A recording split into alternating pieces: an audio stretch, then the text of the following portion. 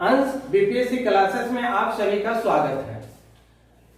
पिछले ब्लॉग में आपने सिंधु घाटी सभ्यता के कला के बारे में जानकारी प्राप्त किया। इस ब्लॉग में आप लोगों को मैं सिंधु घाटी सभ्यता के पतन के बारे में जानकारी प्रदान करूंगा, जो आप लोगों को एग्जामिनेशन की दृष्टि से अति महत्वपूर्ण साबित होगा। सिंधु घाटी सभ्यता का पतन कब और कैसे हुआ, इसके कारणों का अभी तक पूर्ण रूप से निश्चय नहीं हो पा रहा है। कारण है इसका केवल पुरातात्विक स्रोतों का होना। हालांकि इस सभ्यता में लिपि का प्रचलन था, परंतु उसे अभी तक पढ़ा नहीं गया है। केवल पुरातात्विक स्रोत होने के कारण सभ्यता के पतन के संदर्भ में एक निश्चित बिंदु पर पहुंचना विद्वानों के लिए कठिन साबित हो रहा है।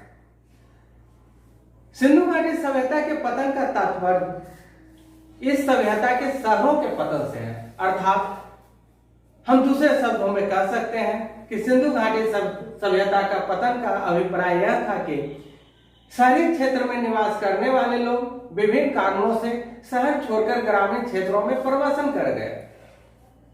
सभ्यता का पतन कर्मिक रूप से हुआ है। सभ्यता के पतन से संबंधित अचानक पतन की अवधारणा को स्वीकार नहीं किया जा सकता है। साथ ही साथ इस सभ्यता के पतन में एक कारक उत्तरदायी नहीं है। इसके पतन हेतु अनेक कारकों का योगदान रहा होगा। यह भी संभव है कि अलग अलग शहरों का पतन अलग अलग कारकों से हुआ होगा, अर्थात कि अलग अलग कारकों ने अपना योगदान दिया होगा, या किसी एक शहर के पतन में एक से अधिक कारकों ने अपना उत्तरदायित्व निभाए होंगे। हड़प्पा सभ्यता को जब हम देखते हैं तब स्पष्ट पता चलता है कि जिस तीव्र गति से हड़प्पा सभ्यता प्रकाश में आई, उसी गति से विनष्ट भी हो गई। इस सभ्यता के पतन के लिए विद्वानों ने कई कारण बताए हैं। उन कारणों को हम निम्न रूप से देख सकते हैं। विद्वानों ने कुछ बाहरकों का अपना कारण बताया, वहीं कुछ विद्वान कहते हैं कि जलवायु परिवर्तन के कारण हड़प्पा सभ्यता या सिंधु घाटी सभ्यता का पतन हो गया। कुछ विद्वानों का कहना है कि आर्यों का आक्रमण हुआ, तो वहीं कुछ विद्वान अर्थात कि भूतात्विक परिवर्तन ने सिंधु घाटी सभ्यता को पतन की ओर बढ़ा दिया। बहुत से इतिहासकार विदेशी आक्रमण को, वहीं विदेशी व्यापार में गतिरोध को, प्रशासनिक शिथिलता को, महामारी को, संसाधनों का अतिशय उपयोग को और कुछ अदृश्य गाज को माने हैं। हम लोग इस ब्लॉक में इन्हीं कारणों के बारे में चर्चा करते हैं और जानने का प्रयास करते हैं कि सिंधु घाटी सभ्यता का पतन आखिर हुआ कैसे। सिंधु घाटी सभ्यता के पतन के बारे में कुछ विद्वानों ने बाढ़ को, कुछ विद्वानों ने जलवायु परिवर्तन को, कुछ विद्वान आर्य आक्रमण को, वहीं कुछ विद्वान भूतात्विक परिवर्तन को जिम्मेवार मानते हैं। कुछ विद्वान का कहना है कि विदेशी आक्रमण ने या विदेशी व्यापार में गतिरोध ने या प्रशासनिक शिथिलता ने इस सभ्यता को पतन के कगार पर ले आया। वहीं कुछ विद्वान का कहना है कि महामारी, संसाधनों का अतिशय उपयोग या अदृश्य गाज। अर्थात हम कह सकते हैं कि इस पतन में के बारे में जानने में हमें इन सबों को देखना अति आवश्यक हो जाता है। सर्वप्रथम हम देखते हैं बाढ़ को। विद्वानों का एक बहुत बड़ा वर्ग सिंधु घाटी सभ्यता के पतन में बाढ़ को एक प्रमुख कारक माना है, जिसमें हम प्रमुख रूप से मानते हैं मार्शल को, उसके बाद है एस.आर. राव,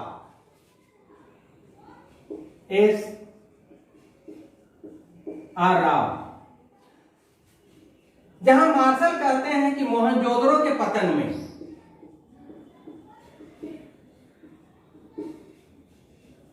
बाढ़ ने बहुत महत्वपूर्ण भूमिका निभाई थी, वहीं एस.आर. राव का कहना है कि लोथल के पतन में बाढ़ ने अपनी भूमिका निभाई। अगर आप लोग मोहनजोदड़ो पिक्चर देखे होंगे तो वहां देखे होंगे बाढ़ का जो बांध था वो बांध टूट जाने के कारण सिंधु घाटी सभ्यता अर्थात मोहनजोदड़ो का जो स्थल था वो पूरी तरह से जलमग्न हो जाती है। लेकिन बाढ़ को हम एक महत्वपूर्ण कारक नहीं मान सकते हैं। जहां नदी नहीं है अर्थात कि जो नदी के किनार पे नहीं अवस्थित है उसका पतन कैसे हो गया, तो यहाँ पर बाढ़ एक महत्वपूर्ण कारक के रूप में हम नहीं माना जा सकता है। दूसरा है जलवायु परिवर्तन। अमलानंद घोष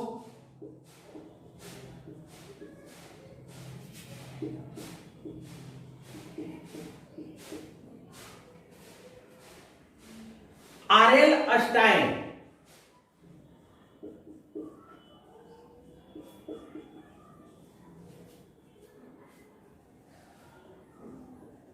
ये दो ऐसे प्रमुख विद्वान हैं।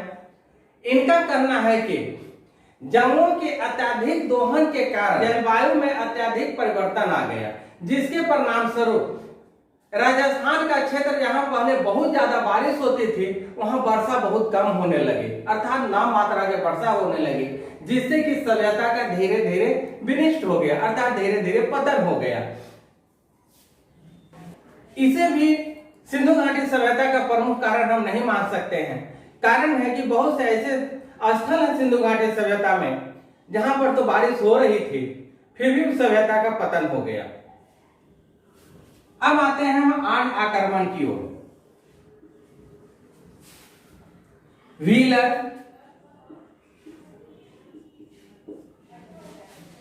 गार्डन चाइल्ड,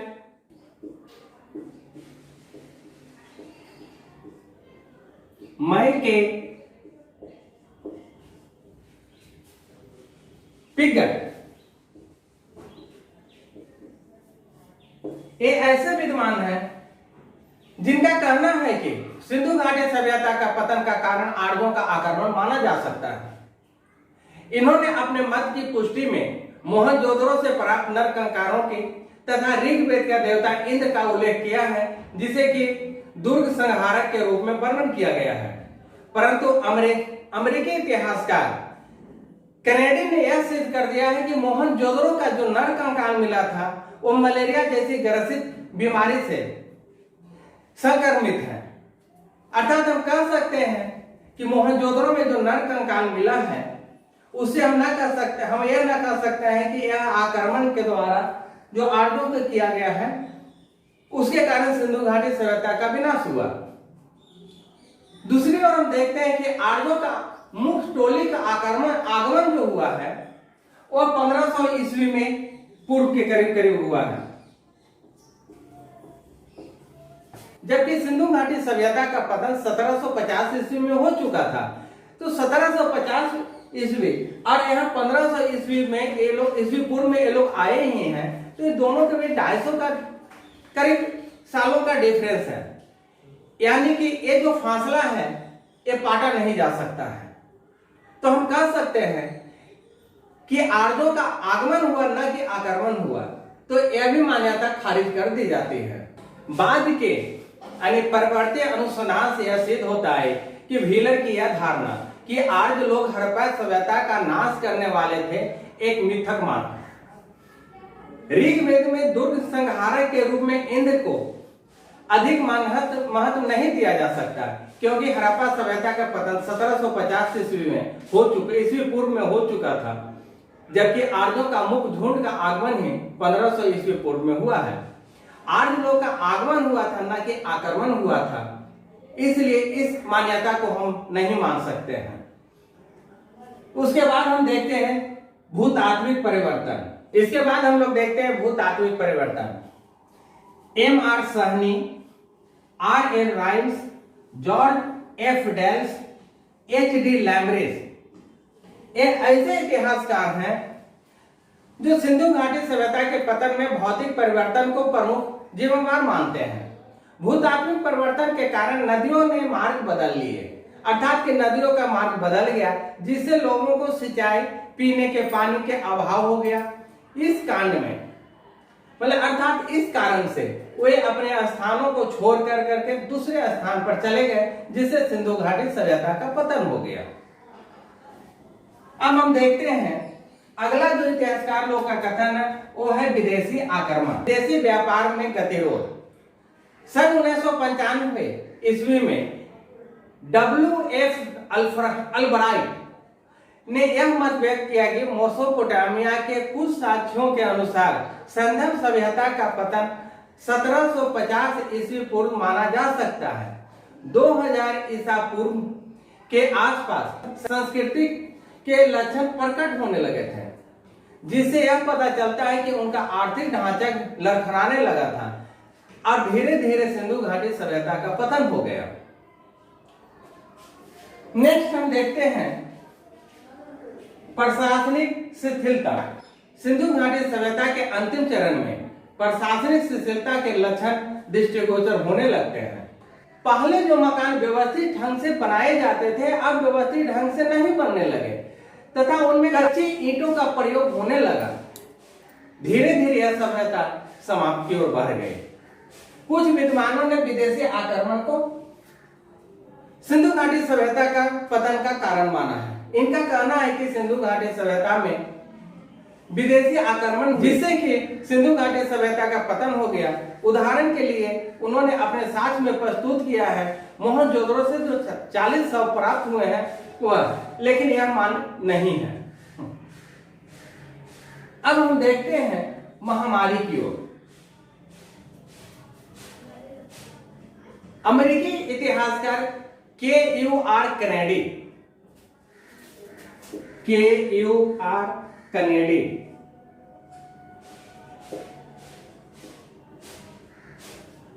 इनका मत है कि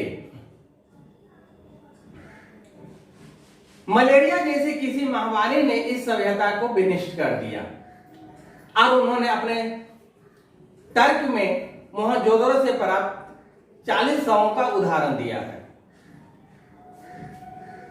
नेक्स्ट हम देखते हैं संसाधनों में अतिशय उपयोग। सिंधु घाटी सभ्यता के से संबंधित आधुनिक मत यह है कि इस सभ्यता ने अपने संसाधनों का इतना ज्यादा से ज्यादा व्यय कर डाला जिससे कि उनके जीवन की शक्ति नष्ट हो गई और धीरे धीरे सिंधु घाटी सभ्यता का विनाश हो गया। नौवां हम देखते हैं अदृश्य गाल। रूसी विद्वान एम दमित्रिएव